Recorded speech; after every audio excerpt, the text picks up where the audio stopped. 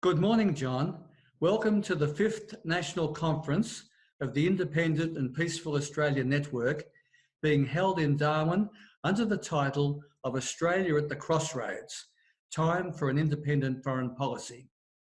We do appreciate this contribution of yours to the opening of the conference via this pre-recorded question and answer with you. The first question I'd like to ask you is, China appears to be challenging the United States for dominance in the East Asia Pacific region. How do you see this contention impacting on the peace and security of countries in this region, including Australia? Well, for one thing, China is not challenging the United States for dominance in the East Asia Pacific region.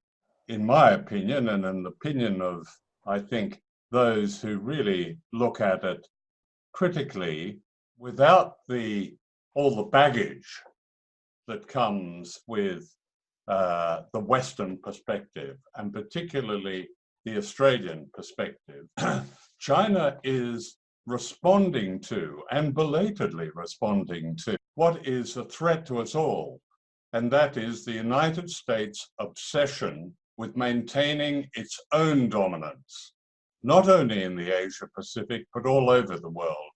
Now, the United States has singled out the Pacific, as President Obama did in 2011, for the greatest buildup of naval forces since the Second World War. What is never mentioned, particularly in Australia, China is surrounded by 400 US bases. Those bases stretch all the way up from Australia. There are new bases in Australia, including new active bases right where you are in Darwin, all the way up through the Pacific, all the way up through Asia. China even beats Russia in the number of American bases that surround it and threaten it. The truth is that China is threatened. And that should be something that concerns all of us in the world, but especially those of us in the region, those of us in Australia. For a nuclear power, as China is, to be threatened, that presents danger. In my view, China offers no threat on its own, certainly not to Australia. But watching the steady drip, drip, drip of anti-China propaganda in Australia, it's a kind of melancholy recall of our history. Have we forgotten how we regarded the Chinese and how we treated the Chinese and how we racially discriminated against all of China in the 19th century? This is a version of that. The anti-China propaganda is ceased to be insidious. It's become raw and open and utterly dishonest. China is our biggest trading partner. There may be difficulties there with China buying property and so on, but those are difficulties that can be sorted, certainly not in terms of war. The problem and the threat for us in Australia and in the wider world is the aggression of the United States, and that did not begin with Trump. It began quite a long time ago, was accelerated by Obama, and now with this absurd trade war, it has become even more intense. I really ask you and your comrades to turn round the turns of the thinking on this. I'm not saying China is a paragon of innocence. No country is, no society is. But the threat is an American war on China, and Australia not being drawn into it, but actually being an active part of that.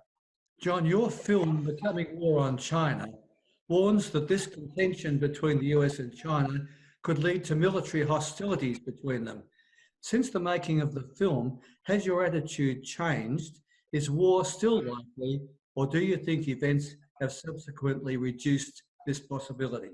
I'm not a futurist, and I don't predict terrible events like wars. Wars almost always begin in the final analysis by accident or by mistake. We saw that classically in the First World War, even in the Second World War, the machinations that led up to Hitler's invasion of Poland and to Pearl Harbor. But in this one, the danger here is of course nuclear weapons. Now, what needs to change, particularly in Australia, is the silence over nuclear weapons. Even putting aside the media, and you expect them simply to be a foghorn of the establishment, but there seems to be no discourse, no recognition that nuclear weapons have come right back into the agenda.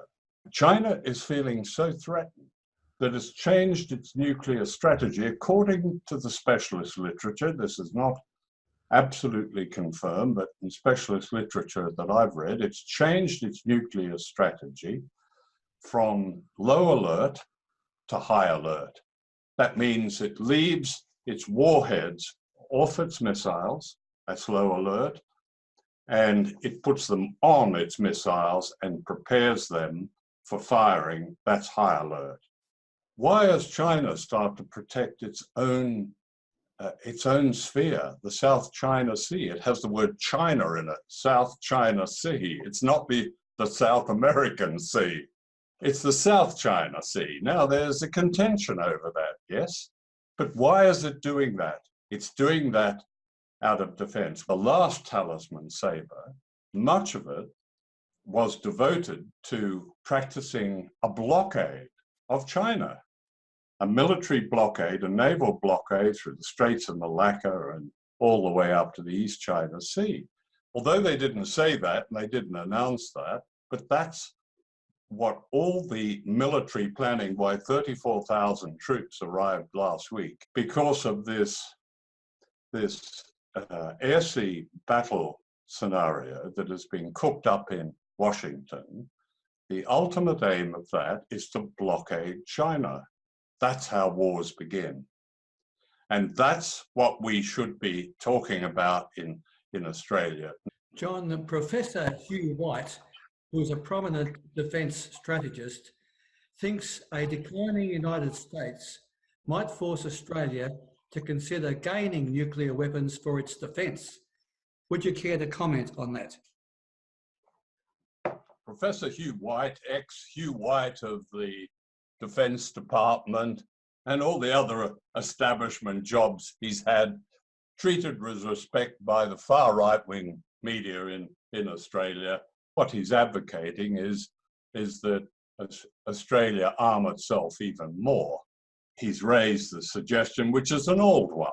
It's been there for a long time, that Australia ought to have nuclear weapons.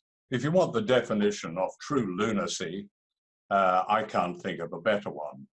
Australia is the safest, most secure country on earth. It has, in fact, no enemies. A number of people don't like it very much for what it does to vulnerable people, but it has no strategic enemies. It is utterly secure.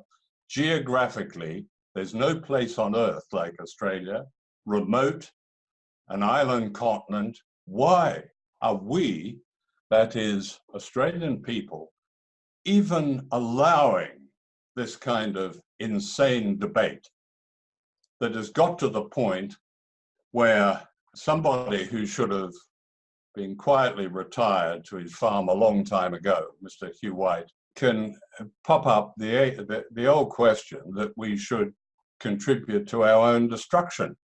And that's what having nuclear weapons would be in this context.